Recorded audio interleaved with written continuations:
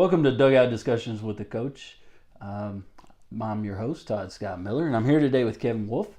And we've known each other for a long time and kind of lost contact for a few years. So we're going to catch up a little bit and then talk about what's been going on the last couple years, which has been what's really exciting. And we kind of got back in touch with each other 2 years ago, and it's been exciting couple years for both of us. So anyway, I'd like to welcome Kevin. Thank you, Todd. Thanks for coming. I appreciate you having me. Happy to have you. So we went to high school together. Yes. You know, and I remember sitting in front of you in like economics class and talking about stuff like what car I should get and things like that. And I was looking at a Mustang and a Ford Escort GT, but I already had my Mustang. You did, and shame on you for selling that. Yes. thing. Yes, I know. I regret it every day. 67 fastback. I remember it. Man. But so after high school, though, we kind of lost touch, and we did. You went off to the Army, I think. I did. I went off to the Army fairly quickly after high school. 2 months. Yeah. Basically 2 months after high school. And that was 1991. Yes, that was 1991. So that would have been right at the end of the Gulf. Yes, the Gulf War was closing down at that stage. So Okay. even during my basic training, which I did at Fort Leonard Wood, Missouri, it was coming to a close. There was already troops coming back into Fort Leonard Wood who were coming back from the Middle East at that time. Yes. So you went into the Army. Yes. Why'd you go into the Army? Yes, I went into the Army. I went into the Army. I think primarily back then was because I had the dream of going to college. Okay. I wanted to go to engineering school, and that was kind of I was one of the lucky students in high school where I kind of knew what I wanted to do. Yeah. In life, I always wanted to be an engineer per se, and you wanted to be Tony Stark. And so I went to the Army and did my basic at Fort Leonard Wood, Missouri, and my job was a Stinger missile gunner. Anti-aircraft, shoulder-fired anti-aircraft missile. Okay, and so when you go in the Army, you do basic training. Everybody does the same basic training basically, and then they ship you off to what's called your AIT, your Advanced Individual Training.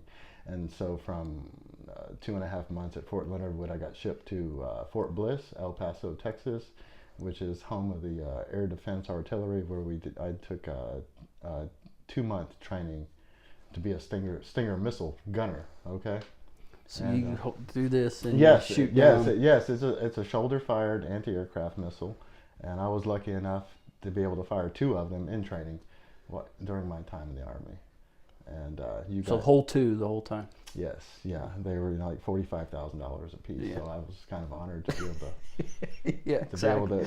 to be able to launch 2 of them off, and you earn those missiles through competency scores and training. Okay. And, I did that, and it was hard work. You know, basic training was a heck of an experience for me. I was in Missouri, which was a colder climate than I was used to, and just to kind of reinforce what an impact that experience had on me. Every time, even to this day, that was almost 30 years ago. Even to this very day, when the first cool front of the year blows through Texas down here, the first cold front, I get flashbacks of basic training every year. Wow. It never fails. That's how ingrained it is in my head. The temperature change, man. Yes. It's funny how things do that. They trigger different feelings and thoughts. Smells do that too. Smells especially too. Man. Yeah. So I did that. I got done with the advanced training in El Paso, and everybody was told towards the end of the advanced training where you were going. Some were going to Korea. I got lucky. I got shipped to the 1st Cavalry Division at Fort Hood, Texas. So I was like, oh, you came back home almost. Fine by me. You know? I said, fine by me. Let's go to Killeen, Texas. I can drive home on the weekends if I want to. And so I was at Fort Hood for just a little while, and there was not many people in our barracks. And like, where's everybody in the barracks? We're like, they're in Saudi Arabia. And like, you're going to Saudi Arabia. I'm like, really? Like, y'all are all going to Saudi Arabia. I'm like, well, great. And so we did, you know. I wasn't at Fort Hood for very long, and we shipped out to Saudi Arabia. And by then the war was over. The first Gulf War was over. I was involved in what was called back then Operations Intrinsic Action and Operation Southern Watch, and we posted up on the Iraqi border, the southern Iraqi border, northern Kuwait, and it was a time when the Iraqis they were kind of attacking the Kurds on that southern border. I don't know if you remember any of that, but that's what we were there for. We were there for border defense. Got to see a little bit of firing going on, but nothing too serious. But interesting situation over there, I'll tell you that much. It was a heck of an experience. I remember we landed in Kuwait City, and I remember getting off the 747 and getting off, and we were walking down the stairs, just the type of stairs that they pull up to a plane. I remember stepping off the stairs, and I said, man, that exhaust off that plane is hot. It's hot. It was blowing on me. I said, do they have the engines in reverse or something to where this hot exhaust gas is blowing on me? It wasn't the exhaust gas. It was hot. It was so hot, and I distinctly remember seeing the look on the flight attendants' faces as they were standing there and we were getting off the plane, and they were giving us that, oh, poor you look, you know? Yeah. So now you have flashbacks if you go to Phoenix too. Yeah, well, I don't go to Phoenix. But yeah, it was a very interesting time over there in the desert, you know. It was, I think I spent 4 or 5 months in the desert out there. Slept in the back of a Humvee for 5 months. Oh. In a cot, not a cot, but just a sleeping bag. We had a Humvee with Stinger missiles on it, and every evening I would carve out a little spot where normally we had gear, boxes, whatnot, and I'd set that up off to the side and put out my sleeping bag and sleep there in the bed of the truck, because it would get cold at night. Yeah. It'd get pretty chilly at night, maybe down to low 50s or so. Well, when it goes from 120 to 50. Yeah, 120, notice. 130. Yeah. And real hot, dry heat, and lots of flies. Nobody ever talks about the flies, but there's flies. Yeah, my wife and I, we lived in Phoenix for 6 months after she graduated. She's 2 years behind us. And it was hot. Yeah. And we drove up to Flagstaff one weekend, and it was 120 in Phoenix. It was 72 in Flagstaff. Wow. And just, even though 72 is normally like, oh, this is nice. Yeah. You got out of the car and you felt cold because. Yeah. The relativity involved in that, you know? Yeah. Man. Relativity, speaking of engineering, right? So Yeah. How long were you in the Army? 3 years. So Okay. towards the end of my 3 years, my mom had called me, or wrote me a letter, I think, back then. And she said, you're going to, because my time was approaching, I was maybe 6 to 8 months out of my contract being up. And she said, you know, you want to go to college, right? And I said, yeah, I want to go to college. I wasn't thinking about it at all at that time, you know. So I hadn't looked at timelines whatsoever at all. And so then I started looking at timelines. I started looking at start dates, whatnot, of the semester starts. I hadn't applied to anywhere. And so she mailed me applications. She was helping me out. And she mailed me applications to University of Texas and Texas A&M, which I applied for, and I got accepted to both of those. Okay. And so then I said, well, I don't know. I didn't really care if I was going to UT or Texas A&M. And it just so happened I found out one of our other high school classmates, Chad Preuss, you remember Chad? Yeah. Had an opening at his rental house at the time I were to start. Okay, so I said, okay, Texas A&M it is. We're going to Texas A&M, and so I started looking at the timelines. I said, man, if I'm going to start Texas A&M in the spring, I can't go on leave anymore during my time in the Army. I have to save up all those leave days, which is just going to give me a narrow window to sit in class the first day of spring semester of Texas A&M, and so that's what I did. I got out of the Army, and literally 5 days later, I was sitting in class at Texas A&M. It was 5 days, Man, and it was something. it's a big change. It was a shocker. It was a huge shock to me, going from rough, tough Army life to college life. Yeah. Big shock, big difference Big too. difference. Because I mean, the Army kind of, there's a regiment. Yes, and it was more physical than it was mental. Well, there's mental, but I'm talking as far as studying and and the curriculum, whatnot. And then I immediately had to transfer into that mode, and it took me a little while. It was not easy. But you studied engineering. Yes, I did. I studied the engineering technology program at A&M, mechanical focus, and it took me 5 years to get out of there. Okay, yeah. Took physics, electricity, and optics 3 times. Yeah, well, I understand the physics. Yeah. Oh. Yeah. I did. That class and I did not get along well. I didn't do good in college physics. No. No. And yeah, I did that and graduated 1998 and went and accepted a job in Dallas with Siemens Building Technologies, who is a building automation. Okay, so supplier. 98. Yeah. May or December? I think it was December. I did too. Okay. I graduated in December. Yeah, it was December. Yeah, it was December. From U of H. Okay. Because Okay. I didn't go for like a couple years. I just ran around, played baseball, and worked, and I worked because I had to work. But it's, bills, college loans, possibly. Yeah, that was it. And then, So yeah, I mean that's what I did. I went up there and worked, and it was a disappointing situation for me when I was off to be an engineer for a big Fortune 500 company. Yeah, so Siemens is building automation controls. Yes. People who don't know, it's air conditioning. Yes, and I basically worked- digital controls. And I was an engineer there to design, engineer/project manager, so design and manage projects. Yeah. Okay. And Yeah, they like doing that on the building side, is Yes. having you do both jobs. Yeah, Because it's both jobs. torturous. And it was very uninspiring for me. I sat there many days and I said, I cannot believe I just went through 3 years in the Army and 5 years of college to do this. I'm not building an Iron Man suit. To do this right here. And so I lasted less than 2 years there. I said, I can't do this. I spent a lot of years at Honeywell Yeah. on the industrial control side.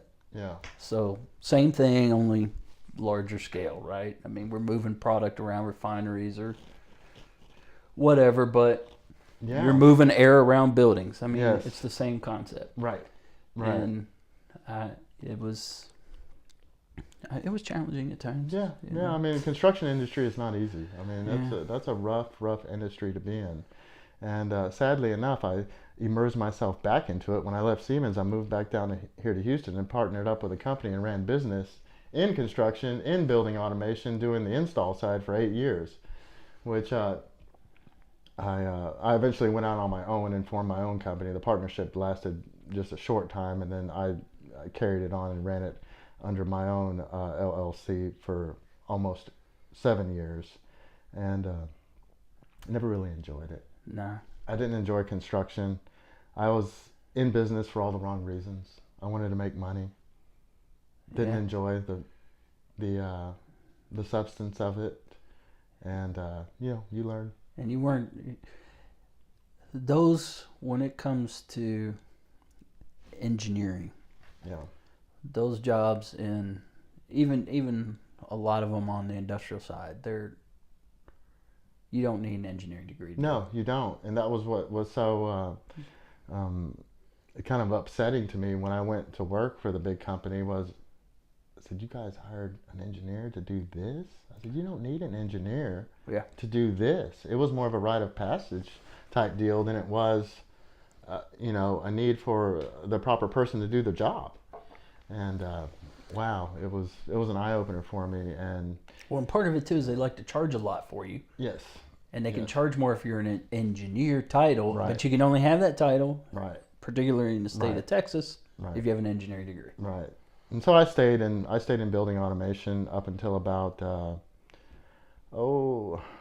I think it was up until about 7 years ago. Okay. And about 7 years ago, I had an opportunity to go into oil and gas for a smaller company, and it was a lot closer to home. The job was literally 10 minutes from my home, and I said, heck yeah, I want to do that. Let's do it. And so left another big company in Houston, out of LaPorte, building automation company, and went to work for a smaller oil and gas company right outside of Rosenberg, and small shop, 50 employees, and I was going to be their sole engineer, mechanical engineer in-house. And I said, great, that's what they were looking for. I had welding engineering background, I had mechanical engineering background, and we fit together well. And it was at that point, I had been kind of out of the mechanical, the real nuts and bolts of the mechanical spectrum for so long, that I came across the new softwares that were available. The new softwares, 3D modeling softwares, the CAD, the CAM, and I got the bosses to buy a package for us. I said, let's buy a package so we can build some stuff. Now, you showed me something a little while ago from when you were at A&M. Yeah. Let's show it here. I think this is a good time to show it. So let's pull that out. Yeah. So this was. So this is 1996. This is 1996, and the name of my company is Wolff Engineering. Okay. And so this kind of whole thing I'm doing now has been on my mind for a long time. And this was just an architectural plan that they had us do, and it's all tore up and eaten up in one of the classes. But here you can see the beginnings of the logo. So CAD's come a long way too from this. Yes. Yeah, a lot. Because I was doing CAD in 1996, and I know, like, my son does it now, and it's a whole new world. The stuff he can do. Yes. But there's the Wolff. There's the Wolff right there. So I like it. It's been on my mind for a long time, almost 30 years now. Yeah. But anyway, I mean, back to the point, I got introduced to that software there. I've always had a what I consider to be a wild mechanical imagination. I've always been able to take 3D parts, pieces, assemblies, whatnot in my head, visualize them as an assembly, or pull them apart as an exploded view, take an individual part and spin it in my head and look at it. I've always had that ability. Then when I got introduced to that software, I said, this. Now I can do it. This is the ticket. I said, this is the ticket right here, because I had no idea. I had been away from true mechanical engineering for so long. I didn't know. Man, you're one Jarvis away from the Iron Man suit, aren't you? Yeah. I said, this is the vehicle from which I can take what's in here and put it on a computer screen or a PDF and push send through an email, and show other people. And that's what we did. I started designing parts for a lot of parts, pieces, assemblies, skids, you name it, for a lot of the big oil players in Houston, your GEs, your Weatherford, Schlumberger's, a lot of your big oil service companies, and they would come to us to design and build the product versus going through their engineering department, which might take them 6 months. I could turn it out in 3 weeks. They could bypass all their red tape and slow engineering, and I could do it, in 3 to 4 weeks and push it straight to our shop floor, and we'd build it right there. And I think that's something that a lot of people don't grasp, is that almost all innovation happens in small business. Yeah, I agree. Big business buys it from them. That's right. And whether they go to them to get it, or whether they buy that company, right, that innovation happens in small business. That's right. Big business just is the method to productize it and make it larger. That's right. Yep, they have the audience, and so that, I enjoyed that job. It wasn't, per se a corporate job. It was a small shop job. You still had your office politics, this and that, but I enjoyed, the meat of the work, which was designing something, working with customers to finalize designs, customizing it, and then we'd push it straight to the shop floor. And it was great up until oil prices dropped out in Yes. 2006. It started in 2015. and then 2015. Okay. So 2016, December the 8th of 2016, I was laid off from that job with no notice. Took me to lunch, pulled me up in the parking lot and said, "Kevin, today's going to be your last day." I said, "Wow." I said, "Thank you. Yeah. Thanks for the heads up, man." And I asked the guys to give me a heads up. I thought we had a decent relationship. I said, I know things are tight. I said, if something's going to happen, would y'all please at least give me maybe a 2 to 3 week heads up? I said, I'll stick with y'all. But that didn't happen. And Everybody sucks at that. Yeah. Everybody sucks at it. Yeah. Talk about a training they could use. Yeah. Is how to let people go. That's right. When you have a business like you do, Yeah. you understand sometimes things get to the point where you almost have no choice. Yeah. Especially when you're a small business like that. Yeah. Because almost all of your expense is salary. Yeah. So you understand it, but if you could just maybe let me know it's coming. Yeah. But no, you get that call. Like when I got laid off January 15th of 2017. So Right after me. a month later, Yeah. actually we moved into this house in December 16th, 2016. So about a week after that. Yeah. And then a month later, I was laid off, and I had the same thing. I got an email invite from my manager's manager, who I'd been like trying to communicate with while they were replacing my manager. Right. And he never responded to any of my emails or any of that stuff. But all of a sudden, I got a meeting invite, so I knew what was coming. Yeah.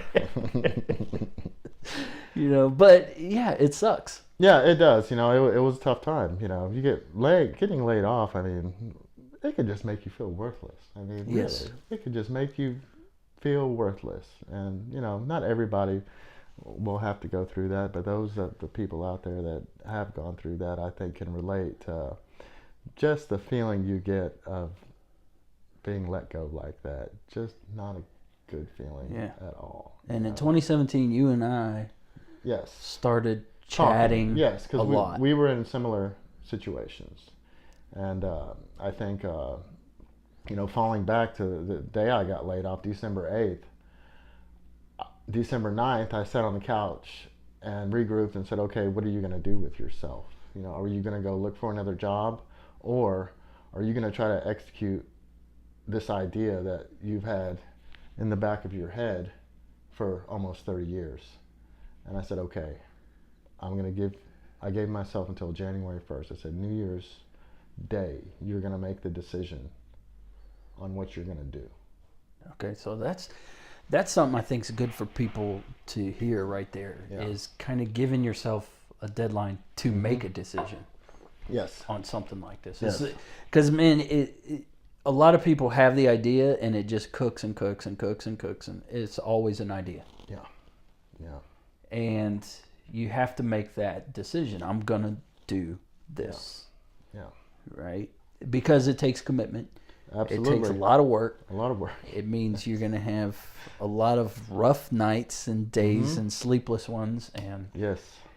no money. That's right. You learn how to live cheap, Yeah. and humbling experience. But I think it's good for the soul, Yeah. Yeah. So- It's rough, and like you said, it can make you feel. I went through that Yeah. a lot, Yeah. especially because I was still looking for jobs, Right. and I got down to the last minute, Yeah. down to the last, just waiting for the offer, Yeah. and sorry, we changed the job description. Yeah. Literally, I had that happen to me. Yeah. And all they did was add engineering degree required, which I don't have. I have a business degree. Yeah. And I've been doing this, and it was for an automation company. I've been doing it for almost 30 years. It's like, come on. But yeah, and it does. It hurts. Yeah. It does. It hurts a lot. It does. And people, I don't think people fully can grasp that unless they've been through it, because I think that's right. You feel like you said, like you're worthless. Yeah. Like nobody needs you. Yeah. Nobody wants you. You're useless. Yeah. And really, what do I do? you know, people who have been laid off kind of get like a stigma attached to them almost out there. Uh-huh. You do get a stigma attached, like, oh, that's the laid off guy. Yeah. You know, and yeah, it's and then they don't want to hire you. yeah, It's harder for you to get a job they'll hire somebody who's already got a job than somebody who's been laid off. that's right. Even though every company just laid a bunch of people off because of money. Yes. Yes. No other reason. Yeah. Because money. Yep. And they know that they didn't lay those people off because they were the ones that sucked. Yeah. I know that because I've seen people get laid off who should not have been, and people who got kept who should not have been. Absolutely. And that happened. So a lot of times I think that happens. People are like, well, it's because of productivity or because they didn't have 5 stars. Like, no. It's because your salary was X dollars, their salary was Y dollars, and yours helped them get to where they needed to be. That's right. To get their bonus. That's right. So, you know, back to the point, January 1st, deadline, right? Yeah. And I had made up my mind before January 1st. I said... You made it up as soon as you said you were going to decide? Probably. There was some thought that went into it. But I said, if I don't... Because I've always had such a wild imagination as far as parts and pieces and products and things I wanted to build, right? I was like, I want to build this. I want to build that. I want to push this to market. I want to push that to market. See what would happen. And I said, if I don't do it now, I'm never going to do it. And that was probably a fact, that I would never do it. So I think second week of January, I did what most smart laid off people do. And I went and I spent a large amount of money, very large amount of money on some toys, on CNC machining equipment and all the peripherals that one needs in a shop to build products. Okay? Yeah. And I had never even touched I've touched a CNC machine briefly, but I had never programmed a CNC machine. I never really ran a CNC machine. So basically the entire month of January, while I was waiting, there was lead time on the machines before delivery, right? So what's a CNC machine do? A CNC machine, it's a computer numerically controlled machine, okay? And it can be like a lathe that cuts metal or plastics into round parts, or a milling machine that can cut basically flat parts or 3D parts, or a CNC router, which is big and can basically handle a 4x8 sheet of plywood to cut big giant flat parts. Okay. So you could put a piece of metal in it or a piece of aluminum. Yeah. And tell the machine what to do and it cuts it. Yes. Okay. Yes. Yeah. There's ways to tell the machine what to do, to build programs and to build machine code for the program to produce basically what I draw on the screen. Okay. And so the entire month of January I spent on YouTube. Literally the entire month of January for 4 weeks straight. I sat on YouTube. I did. This is true story, with a notepad, and learning how to run a CNC machine. Yes, specifically the machines I was buying. Yeah. Okay, and just some general other notes, and then also not only the CNC machines, but the CAD/CAM software that I needed in order to program these machines, to take a solid model part and to turn it into a real part, right? Because that's what I was after in the end, right? We have to make a real part to sell to somebody, right? So, 1 second. Public service announcement. It's on YouTube. If you're looking for a job and you don't have that skill, it's on YouTube. It is. It's there. It's there. So literally for a month, that's what I did. I sat. You can even learn to code. Yeah, absolutely. You can. Twitter's going to ban this video. Yeah, they're going to ban you. But with a notepad, and I took notes and of important things that I knew were going to be important to me, so that when the machines did arrive, I knew I wasn't just gonna cause them to crash and explode once I started operating them. And so I had a good heads up. Once they did arrive, the learning curve was still steep, but I was, making parts fairly quickly. Okay, and it was still tough. I just spent a bunch of money for me anyway, and one of the first the products I wanted to build was a fairly simple part, and it was an automotive product for older vehicles, for Jeeps and for older Corvettes, Camaros, Chevelles, whatnot. And it was a bearing for a steering column.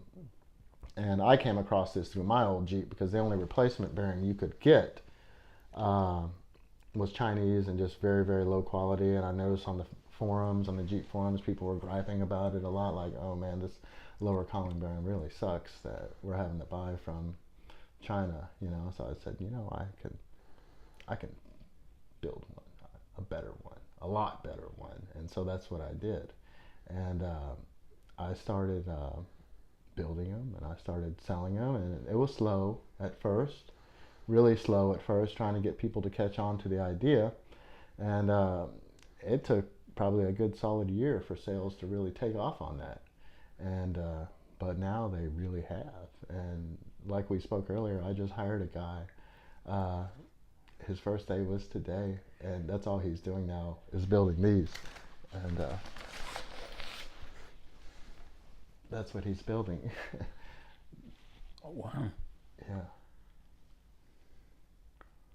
So you can feel the quality. Yeah. Yeah. That's nice. I like Yeah, so it's a good American-made product, and it's got good reputation on all the Facebook forums and the Jeep forums, and so. Well, and there's a reason why. I paid the mortgage with this quite a few times. That's good. It takes time, though, right? It takes time. It takes time to get found. It takes time to find your customers. Even if you are found, it takes time. Really. The proofing process of it, people buying it, people installing it, and seeing the difference and getting out there and talking about it. And that's, where the meat of the sales comes from, are, just average vehicle owners out there on forums chatting it up, talking about it. It's worth a few more dollars. Yeah. Yeah, absolutely. Mm-hmm. Absolutely. And that's it's hard getting that. It's hard. It's a long road. People's head. And people are so used to, like with auto parts. Yeah. People are so used to shopping a few things, whether it's J.C. Whitney or their typical Jeep catalog or whatever. Right. For Corvettes, you mentioned Corvettes, for Ecklers. Yeah. They're so used to shopping those that's what they buy. Yeah. They don't even think to go look somewhere else because that's where it's at. That's right. That's right. So you have to try to find ways to get there with it. And my way, really, for this part, for the bearing, was primarily through Jeep forums and mostly Facebook forums. Jeep Corvette forums. I'd get on there and show the product, and soon enough, it kind of took off. I mean, it kind of went wildfire there for a while. I'm way behind schedule on them right now. I can't stay up with the production on them. That's why I hired a guy. You hired a guy. I hired a guy. Because it's not the only product I build right now. So we're gonna go off topic just a minute here. Yeah. You hired a guy. Go ahead. You hired a guy. That's a big step. Mm-hmm. Mm-hmm. And today I just I don't know what time is it. So 2 hours ago I recorded today's podcast, which was my 50th. Wow! Podcast, congratulations! And it was on celebrating. Yes. Because I talk about celebrating the wins. Yeah. And this is a win. Yeah, it is. And it's you don't think about it. I think a lot of times when you're down in it, but when you take a step back, it's hard. That's a big step. It's hard when you're in my position, or anybody who's running business is in that position. You're so far in the weeds that it is so hard to look at your entire operation, say from 10,000 feet, and look down upon it and see what you've really got going on. Yeah. And this, celebrate it. Yeah. Take a moment. Yeah. And say, yeah, I hired a guy. Congratulations. That's a big step for a business owner. It was a good day today. We had a very, very productive day. Especially a guy who 2 years ago at this time was chatting with me on Facebook. Yeah. We were probably talking about either, I don't know how I'm going to pay my bills this month. We both were. Yeah. I don't, you were losing a lot of weight. Yeah. I was gaining a lot of weight. Still haven't recovered from that, but I'm working on it. We apparently dealt with the food issue differently in stress. Yeah. And talking about those things and going, man, but don't give up. Yeah, don't give up. That was every day. Don't give up. Don't give up. Wake up every day with a plan, positive attitude, and don't you dare give up. And that was the message. 2 years later, you can celebrate a win. Yeah, it was a good. It's a small win. It is. It's a small win. But it's an important win.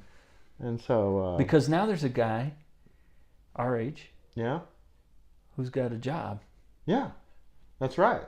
That's right. And he needed a job. He needed work bad because he was kind of down in the dumps. And I met him actually at a Boy Scout camping trip this past weekend.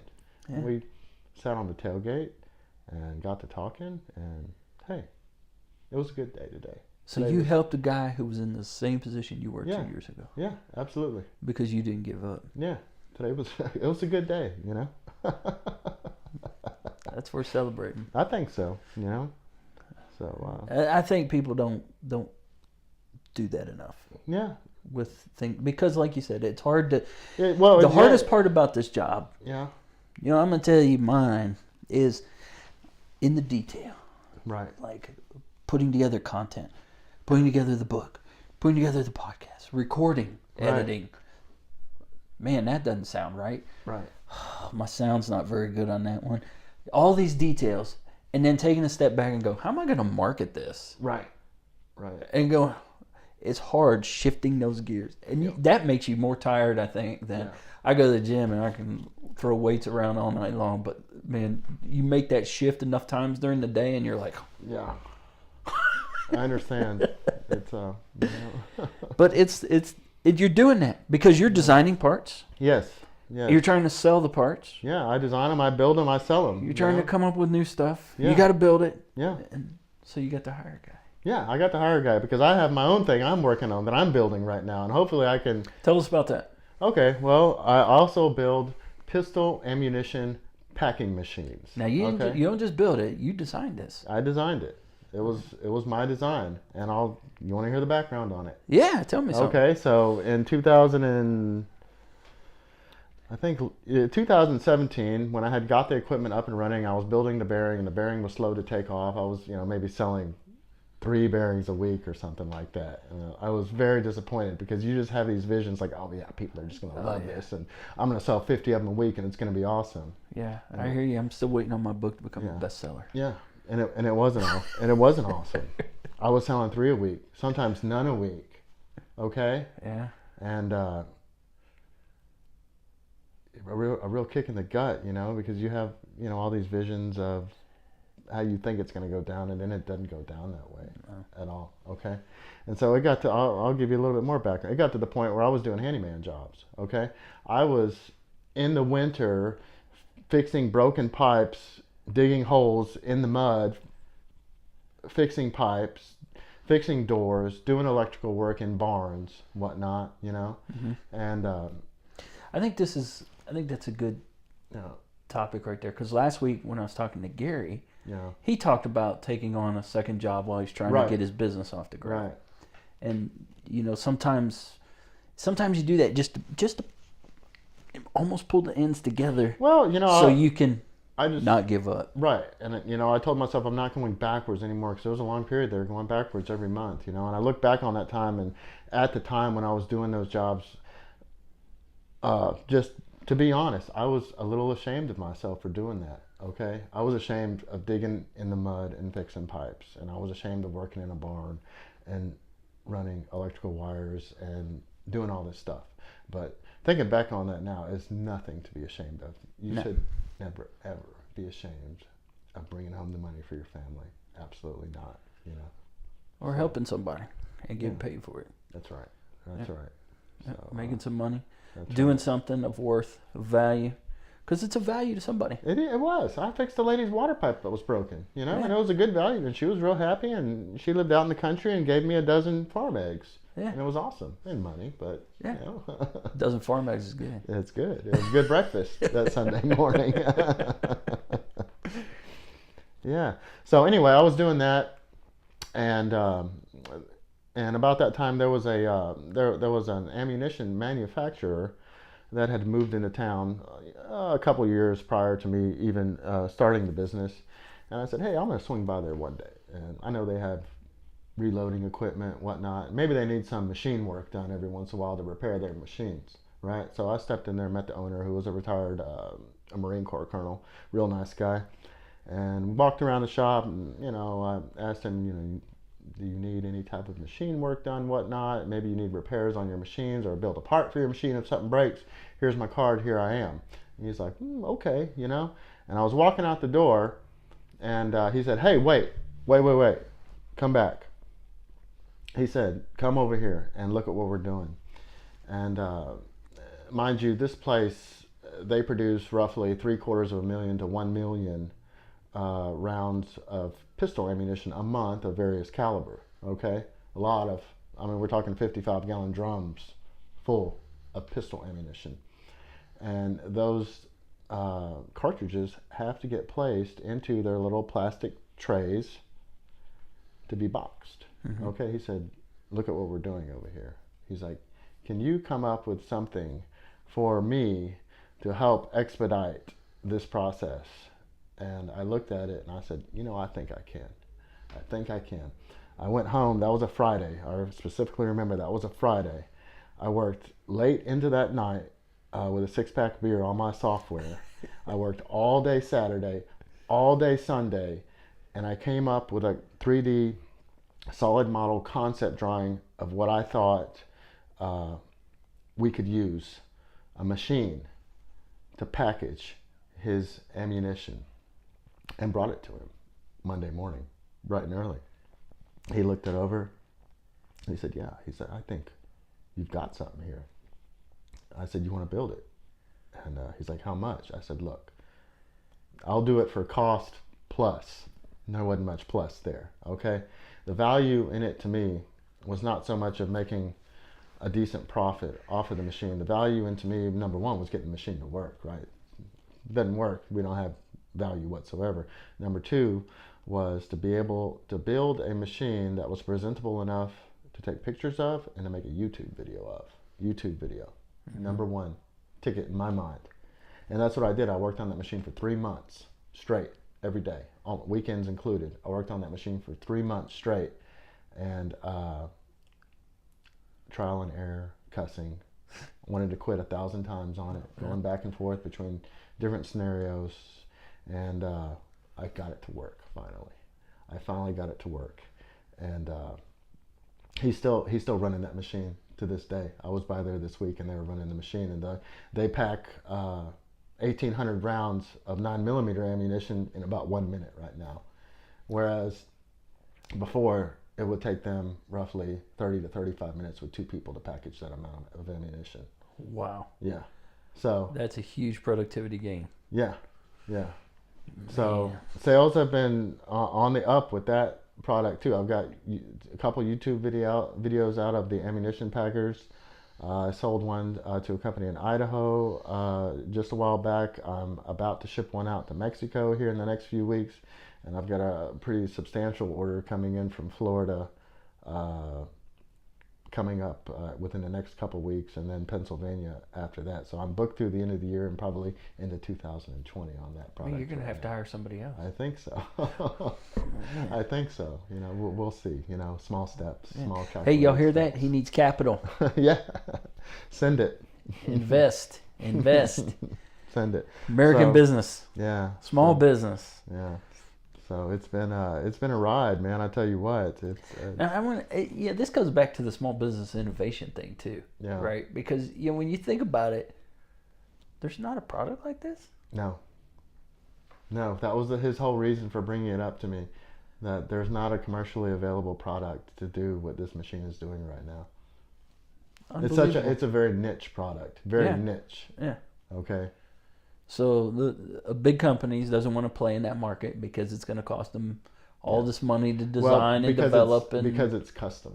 Yeah. It is custom. Everybody, excuse me, almost everybody has their own individual style of plastic packing tray that the cartridges go in. Okay. So there is no cookie cutter design to to this machine I build. They're almost all custom tailored to each customer. The customer will send me their packing trays, and then I put it on a coordinate measuring machine and measure them up and build them custom parts to be able to handle their ammunition. And I do that, and nobody else is going to spend the time to do that, to build a custom machine.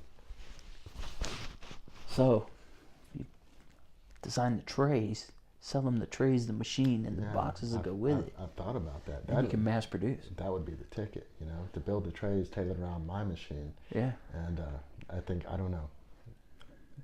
And you don't have to go too custom. I've thought about that, but that would be... Shh, don't steal that. Just trademarked it. So I've got that going on, you know, and it's busy right now. I mean, I can't, between the bearings and the ammo packers, That's awesome. it keeps me on edge. Because I remember 2 years ago, man, it was not good. We were talking back on Facebook Messenger constantly, at least once a week. I think more than once a week, and having a bad day, and like, okay, just keep your chin up, keep pushing forward, you know. And it was, you know, we won't go into some of those conversations, but it was just not. No, they weren't. It wasn't pretty. Huh? Yeah. And they were a lot like that. Keep going. Yeah. Don't give up. Yeah. And, you know, I've wanted to quit 1,000 times. I got faith in you, man. Yeah. So it's been... That's why I'm the coach. It's been... Hire me. It's been a wild ride, you know, and so I've got But only 2 years. I mean, when you're in it and you're going through it, it seems like, man, well, it seems just forever. Yeah, you're in slow motion. You just want things to happen so much quicker than they're happening in actuality. But now you take this last 2 years and go back in your life, any 2 year period. Yeah. Have you ever experienced that much change for the positive in just 2 years? You know, probably not. Probably not.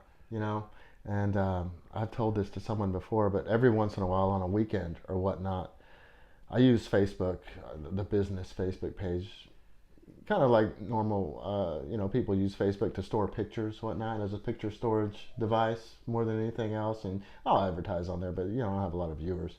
But I'll use it just to keep record of when I did what, right? And post pictures on there so I can kind of go back and look. And it's every once in a while I'll scroll down and keep scrolling down. I'm like, oh, wow, I remember that. Or, you know, I was like, wow. I was like, you know, kind of been busy.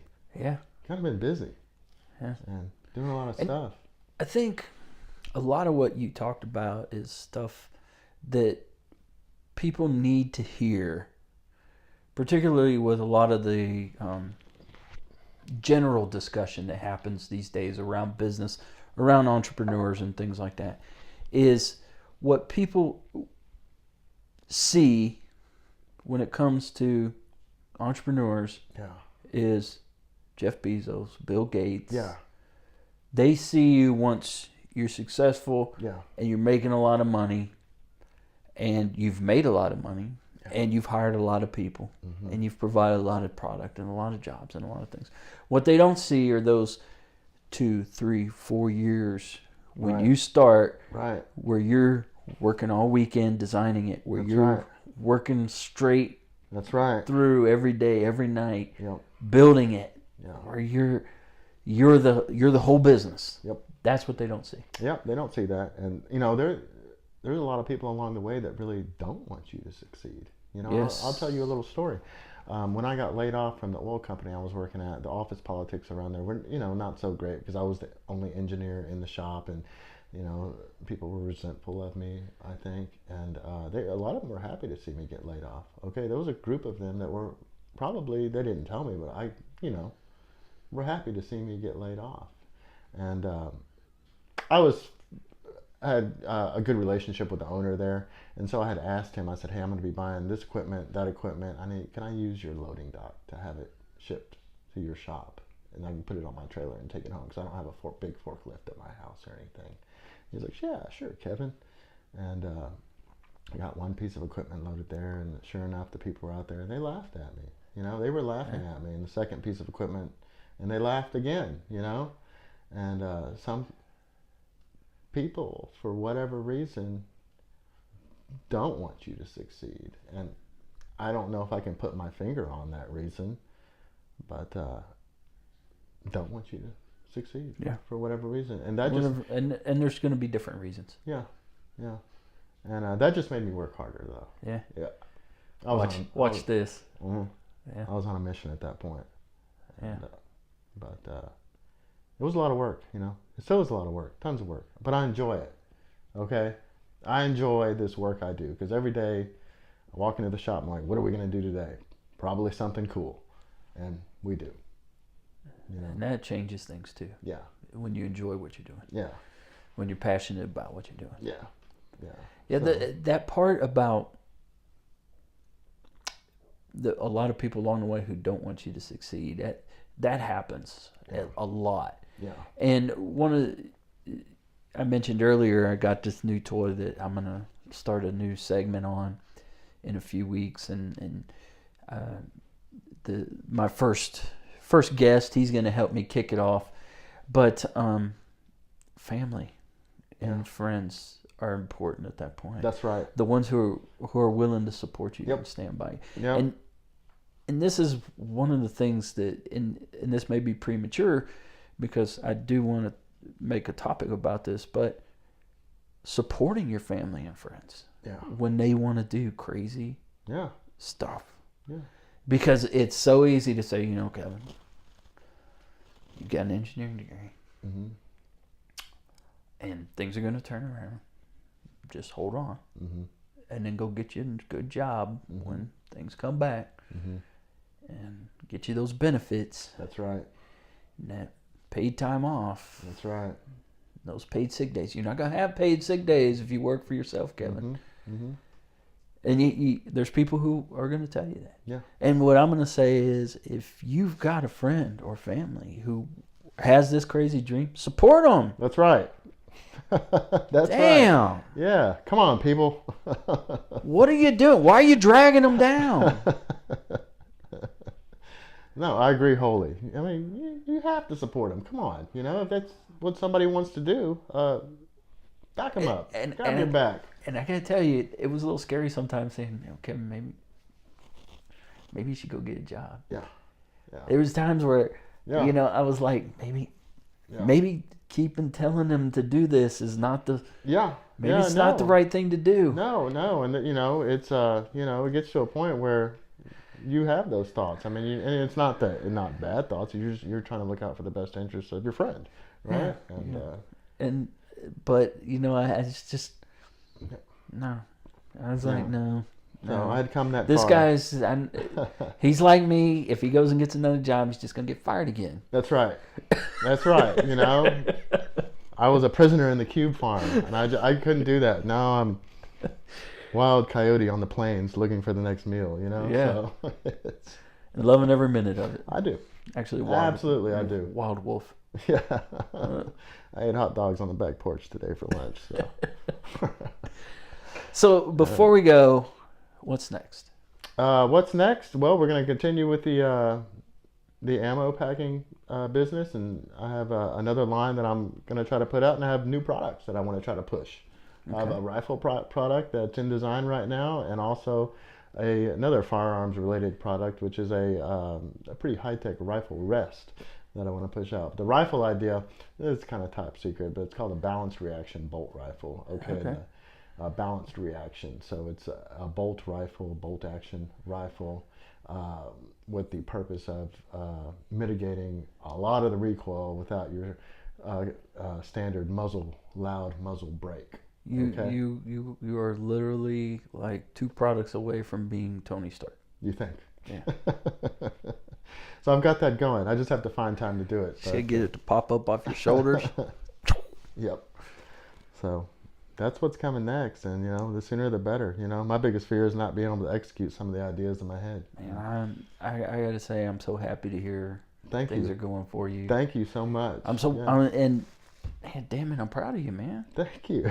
Because it ain't easy. No. Especially, and I know where you were. Yeah, you know We had those conversations. You probably know more than anybody. There's one other. My wife does not know as much as you know. I'll tell you that much because I hid a lot of it from her. Now she's watching. She's gonna watch.